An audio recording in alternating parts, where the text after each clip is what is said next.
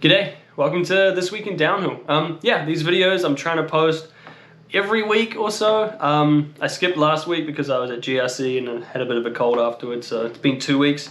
But yeah, try and post somewhat regularly, covering different things that have happened in the downhill skateboarding scene. Yeah, like a news style thing. Everything that I talk about, I'll have links to in the description below. So if you're interested in anything, you want to learn more, I'll have the link to whatever I'm screenshotting or wherever I've seen that information, and you can click on those links and find out more for yourselves. Yeah, let's get into it. Alright, so starting with videos this week, the first one I wanted to talk about was Diego Poncelet. Again, we're talking about him again, but he's kind of like the GOAT at the moment with like going fast. But yeah, Diego posted a raw run in Portugal going 100 kilometers an hour. Very, very fast. There's other videos out there. People have gone that fast before. It's not super unique. Obviously, it's extremely skilled and like pretty epic. But the thing that stood out to me in this video was like how quickly he accelerated. He's got the speedometer in the corner. He's like going mid 60s and it's like 70s and it's just like 80s, 90s, 100. I was like, whoa. So yeah, pretty crazy video to watch. Definitely go check that one out. Such a good skater. Just, I can't even imagine how that feels to accelerate from like 60 to like 100 kilometers an hour in like a few seconds. Yeah, check that one out. The other video I wanted to mention this week was Parker Vidmer posted a raw run of Zach Taylor skating Secret Surf Spot. Secret Surf Spot is like they call it infamous. It's like a well-known but also kind of a secret spot. That's why it's Secret Surf Spot. Down in North Carolina. I was lucky enough to get to skate that on my North Carolina trip. It was my favorite road of the whole trip. It's an awesome road. Zach, if you don't know him, he's kind of like a legend in the downhill skating scene. He runs Verge skateboards, so he makes skateboards. He's always at all the events, he's always stoked, he's super friendly, super nice, and his raw run is really, really cool. Really nice, clean run of Secret Surf Spot. So yeah, definitely check that one out. That was a good run. I enjoyed it. Love Zach. Shout out to Zach Taylor. Shout out to Verge. Yeah, it's a good one. Moving over into events now. GRC was obviously last weekend. Well, today's Monday, so it's like 2 weekends ago. GRC was awesome. I think it was even better than last year. I had so much fun. I had a great time. People have already been posting edits from GRC. So far I've seen Evan Toon posted an edit like 2 days after the event, which was crazy. The other one that I saw was Jay Baker Media. That was a cool little edit. Yeah, I don't know. People get on those edits so quickly these days. I'm like, I filmed every run that I skated at GRC on my GoPro, and I haven't even looked at the footage yet. So, and these guys already have their edits out, so that's pretty awesome. But yeah, I'm sure you've seen a bunch of clips on Instagram. People posting so many clips, so many photos. There's a bunch of different albums that people who are taking photos there posted their albums on like Google Drive and stuff. So if you haven't been seeing it all over Instagram of people skating GRC, it was a really good event. Hopefully it's the kind of thing that just keeps going year after year because it's just such a good time. But yeah, shout out to Khalil and GRC Freeride, just such a good event.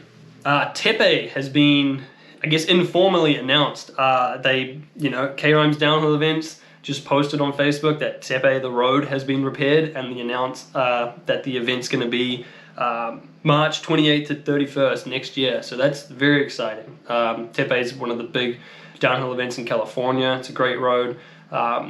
Yeah, I was hoping to go this year actually, and what ended up happening, if you don't know the story, was over the last winter, California had so much rain that a whole bunch of their roads all over the state were getting washed out, little landslides and things like that, and the road, if you'd seen the photos of Tepe, like half the road was just gone. It was like collapsing off the edge and stuff, and so the event was obviously cancelled because the road wasn't there, and there was like, I don't know, not a lot of hope for like the event in the future, and we were sort of waiting to hear if the town was going to rebuild the road, how it would end up looking like if they rebuilt the road and things like that. So yeah, super exciting to see that it's going to happen again.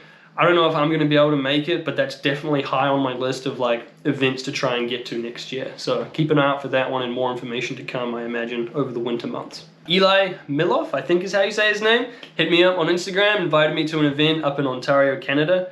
I'm not going to be able to make it. I've got my fall is super busy this year. My parents are visiting from New Zealand. But yeah, there's going to be a free ride up in Minden Hills in Canada. I'll have all the information below. Just a little free ride event, probably for those guys up there in Canada. The winter hits a lot earlier, so having a bit of a fall free ride's a way to sort of finish off the longboarding season, finish off the year.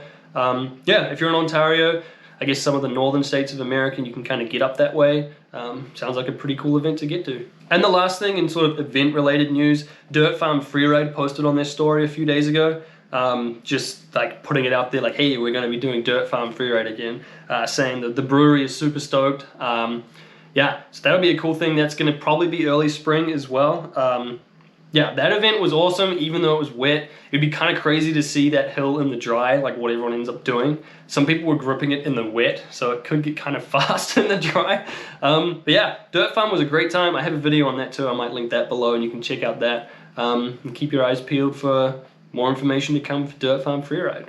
Okay, moving over more into community related stuff. Not a ton of stuff to talk about, but I did see just today, Get That Skate has posted a giveaway. So they're giving away like a, what is it, a shirt, hoodie, and they got free worldwide shipping. So it's one of those Instagram ones where you like comment, tag people below, share it on your story, that kind of thing. If you don't know Get That, I'm wearing one right now. It's an Australian brand, just sort of clothing to go along with downhill skating, like downhill related clothing, basically.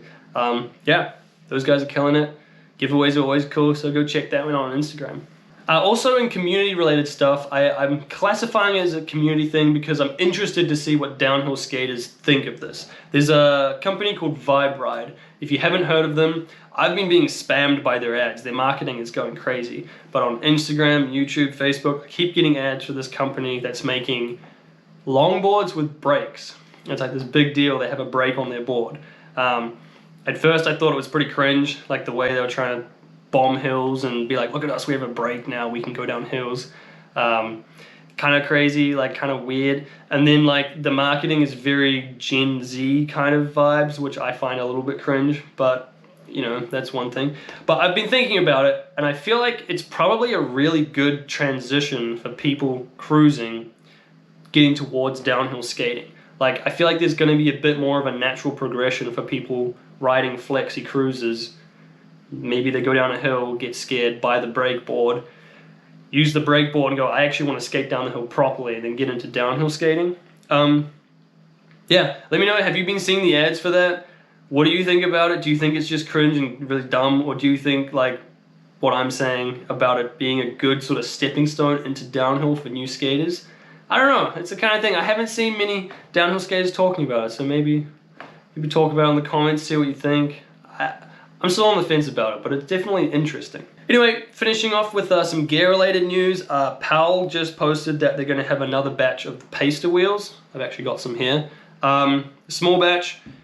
They go up for sale soon. It says this week, so we'll see. I've been meaning to review these. I have skated them a bunch. The short version of the reviews, they're good. They're nice. So the only reason I haven't done the review yet is I haven't gotten many clips riding them. So I might just put together a quick review to sort of go in tandem with them releasing them. But these are a fun wheel. Cool to see Powell's actually making some more of them. They're not super common, you know, everyone sort of rides the Snakes or the K-Rimes, but I haven't seen too many people on the Pasters. So yeah, cool. More wheels from Powell. And the very last thing for TWID this week is Moonshine's just announced that they're going to be doing a big restock. I don't think they've sold boards for like 1.5 years now or something. I bought the Outlaw, I have it behind me, 2.5 years ago, and I don't know if they've actually sold boards since then. They kind of have been a bit more sporadic the last few years. But yeah, a bunch of boards up for sale soon from Moonshine, which is cool if you like the Moonshine boards. They're waterproof, they have the urethane rails.